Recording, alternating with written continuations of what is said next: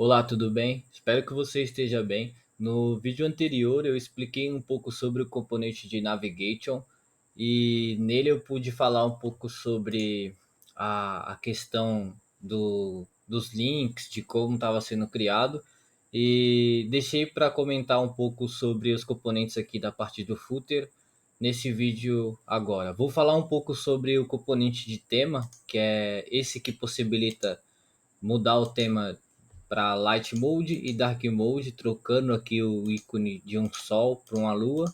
E também vou falar um pouco sobre o componente de trocar aqui o language, de como ele é feito. Bom, vamos começar pela parte aqui do componente de Dark Mode. Acessando aqui a pasta de source, a CRC, e na pasta de componentes, vou aumentar um pouco aqui a fonte.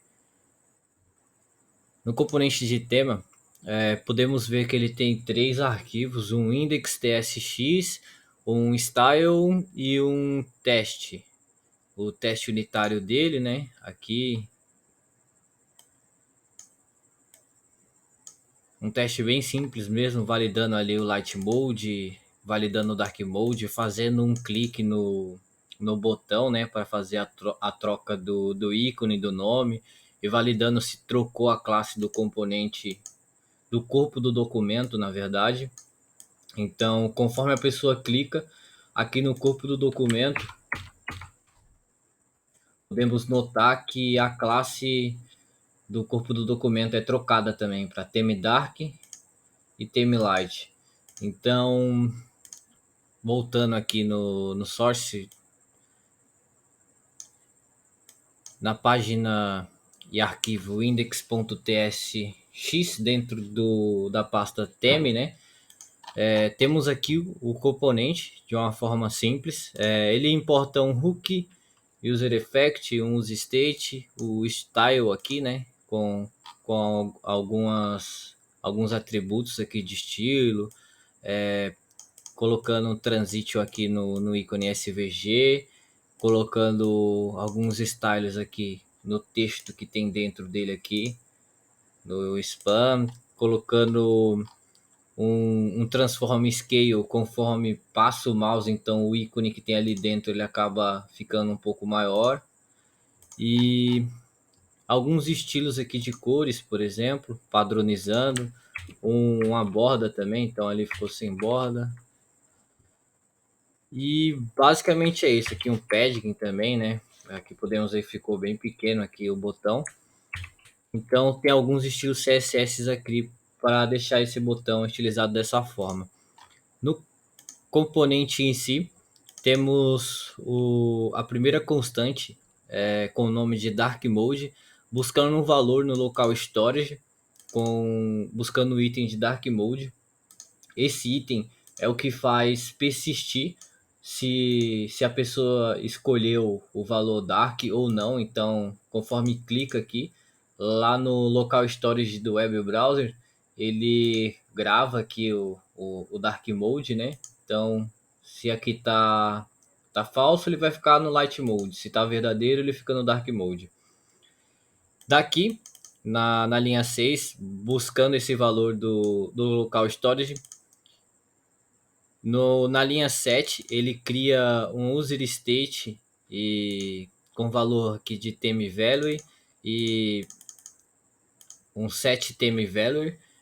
Esse user state é um booleano, conforme vemos aqui o dark mode é um booleano, então ele é um verdadeiro ou um falso.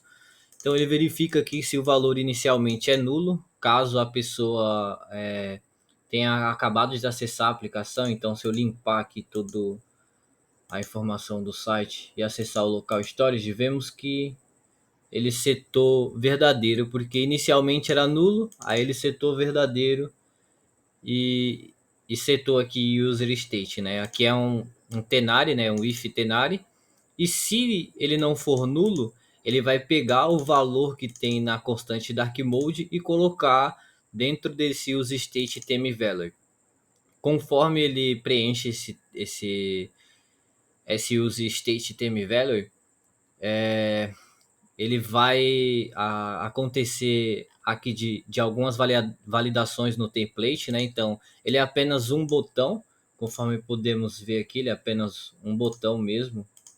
Ele não é nada mais do que isso, apenas um botão com um ícone, e conforme o valor de theme value for verdadeiro ou falso, ele vai exibir o ícone da lua, né? Ou então o ícone do sol.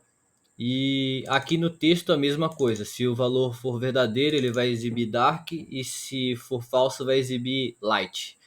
E podemos ver aqui clicando, né?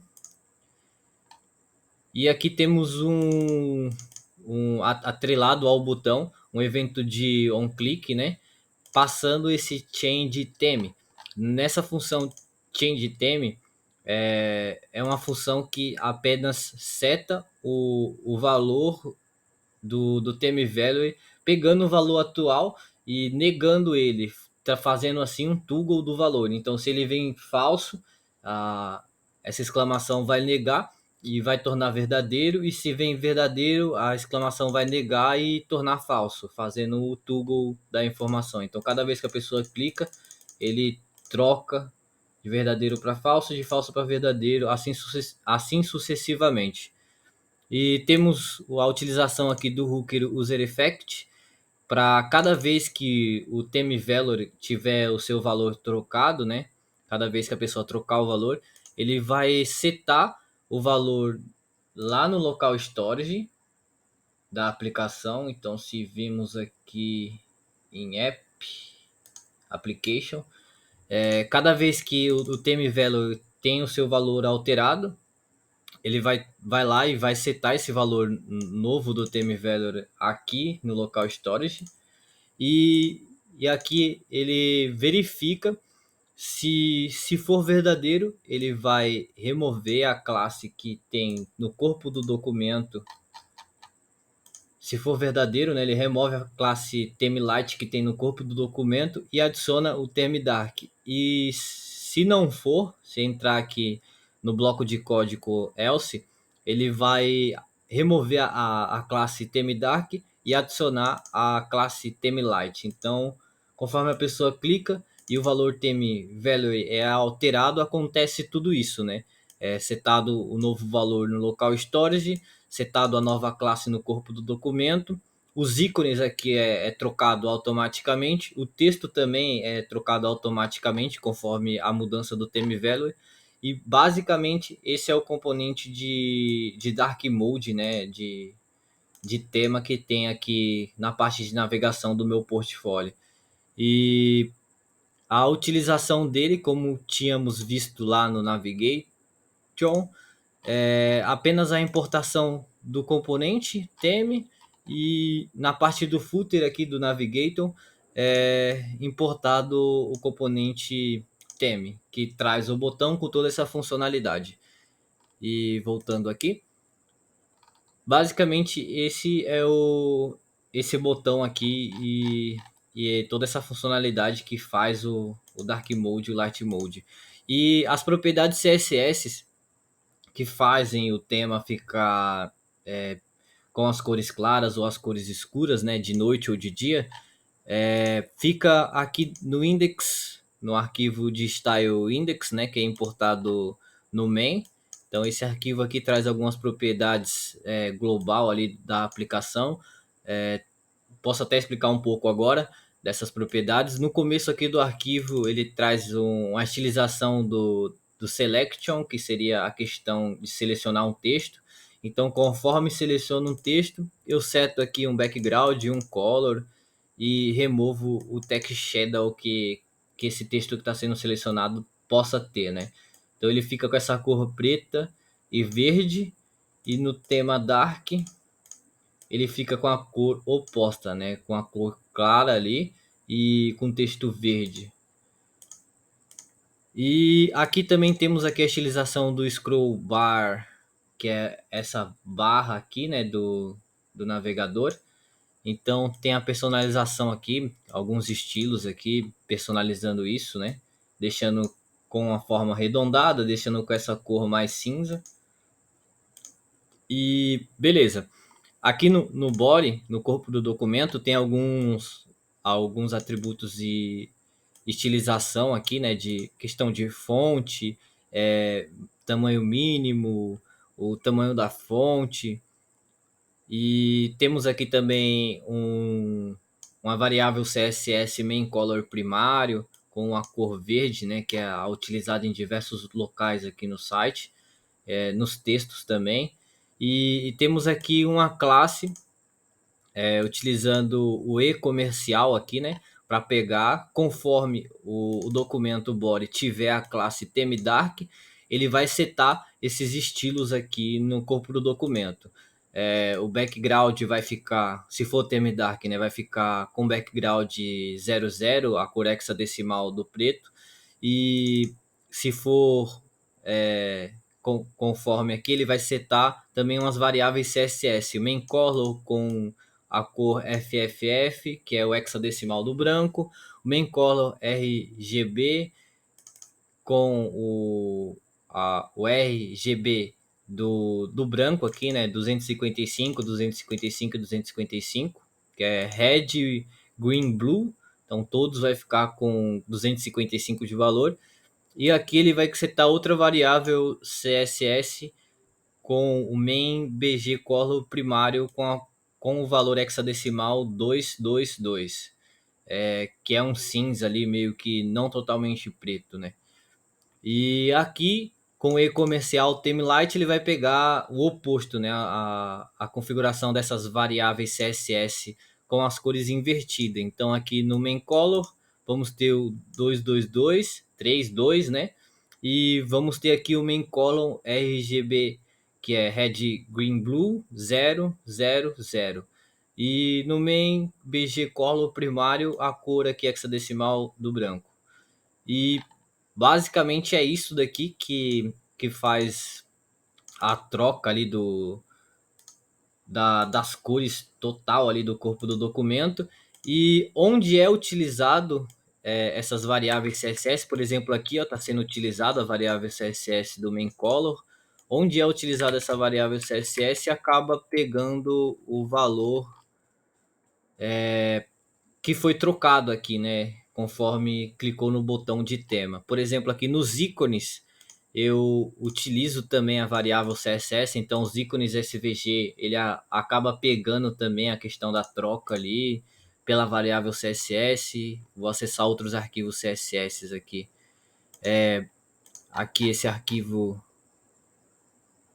do projeto, né? De uma página de projeto, do componente de projeto, ele utiliza aqui a variável CSS. Então, em diversos arquivos CSS, você vai ver a utilização desse var e o nome da variável lá, CSS, setada no termo dark ou no termo light no corpo do documento. Então, basicamente é isso que esse componente aqui do tema faz, né? Ele faz a troca ali da classe do nome do corpo do documento aqui e também persiste o valor no local storage, conforme a pessoa clica. Então é isso o componente de tema. Eu vou explicar um pouco agora do componente de language, que eu não me aprofundei muito no componente de language nos outros vídeos, mas nesse vídeo eu vou aprofundar um pouco o conhecimento.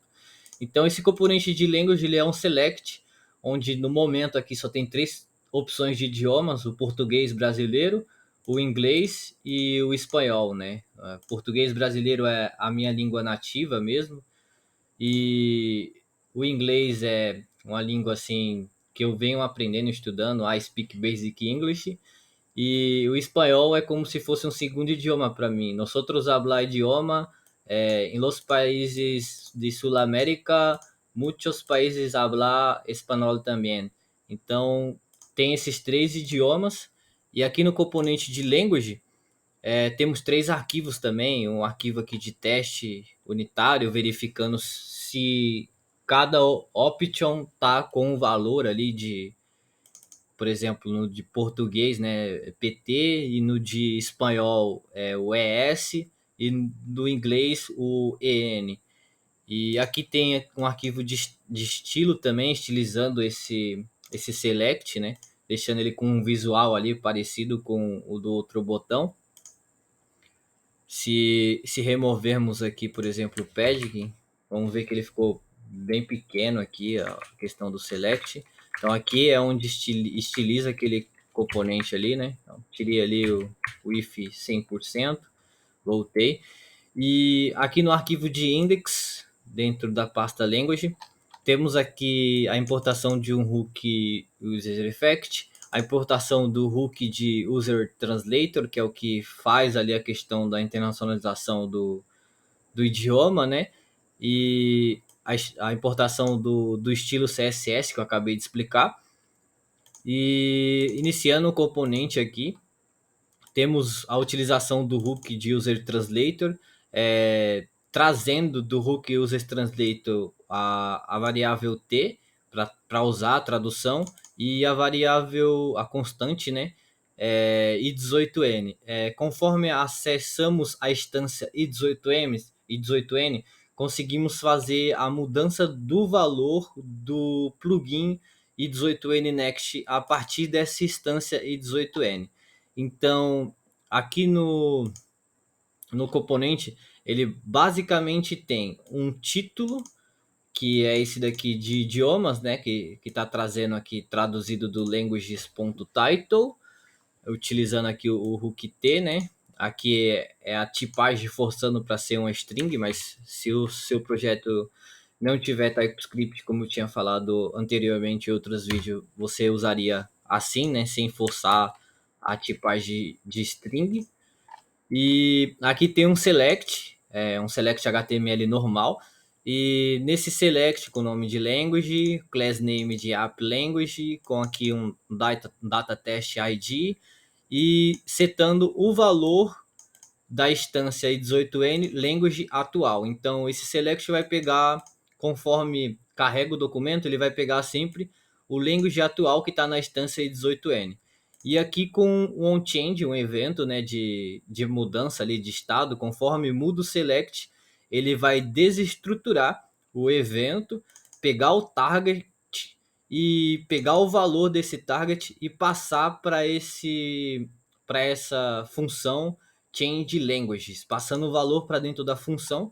Podemos ver que a função change language recebe um valor que é uma string, e conforme ele pega esse valor, ele passa para a instância i18n, que também tem uma função aqui, né, change language. Pode ver que aqui eu deixei no plural, né, aqui é utilizado dentro do componente. Então aqui é no singular mesmo, change language. Então ele passa o valor da option que foi selecionada ali. Então conforme a pessoa seleciona aqui uma dessas opções, cada opção tem o seu valor ali, né? O primeiro valor português brasileiro é PT, e o segundo valor em espanhol é o EN, e o terceiro valor em inglês, desculpa, o segundo valor em inglês é o EN, e o terceiro valor em espanhol é o ES. Então, conforme ele pega esse valor aqui, desestruturado desse evento aqui do onChange, né? Pega o target que a pessoa escolheu do option, pega o valor que tem no option aqui do evento, né? E passa para o change languages no plural. Aqui a função change languages no plural, passando o valor em string para dentro da instância do i18n e fazendo a mudança de fato ali do valor. E também setando no local storage ali uma chave valor com o nome language e o valor ali que a pessoa selecionou. E também setando no language do documento aquele valor que a pessoa escolheu. Então, conforme a pessoa seleciona aqui, podemos ver que se muda no documento HTML o language aqui em cima também, ó. Ali foi para espanhol, aqui foi para PT, né, português brasileiro, e aqui no application também tem essa mudança conforme é setado aqui o novo valor no local storage. Então, conforme a pessoa muda o idioma, aqui no local storage também acompanha persistindo esse valor. Por que persiste esse valor? Porque cada vez que se carrega a aplicação e esse componente, eu busco esse valor aqui nesse user effect, né, nesse hook, e coloco nessa constante de language, trago esse valor aqui do local storage, o valor de language, verifico se esse valor existe. Se esse valor existe, eu vou e seto o valor que está persistido no browser ali, no local storage, na instância do i18n e faço a mudança desse valor e também seto o language do documento. Então, se a pessoa colocou em inglês e fechou o site ou abriu em outra aba e depois acessou, ele vai persistir o valor e a escolha que a pessoa colocou em inglês. E se está em português brasileiro, ele vai persistir também, mesmo que a pessoa carregue, não perdendo esse valor, né? Persistindo aqui no dado local. E se a pessoa é a primeira vez que acessa o site, ele vai pegar o valor de português brasileiro, que é o valor inicial que eu coloquei na aplicação. Então, aqui não pegou valor nenhum, no documento tá, tá ali o language, né? E conforme a pessoa muda para inglês, ele vai mudar o language e lá no local storage ele mudou também para inglês, né? Para em.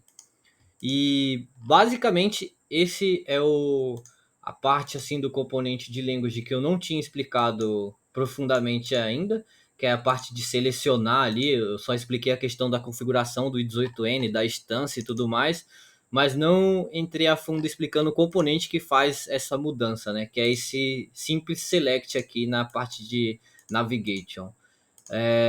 Espero que não tenha ficado muito complexo a explicação, que eu tenha explicado de uma forma simples. Se você não conseguiu entender, espero que você comente aí nesse vídeo, que eu gostaria muito de ajudar você a entender. E se tiver alguma dificuldade, é só comentar que eu vou ajudar você e que Deus te abençoe. No próximo vídeo falarei mais sobre mais componentes. Até lá!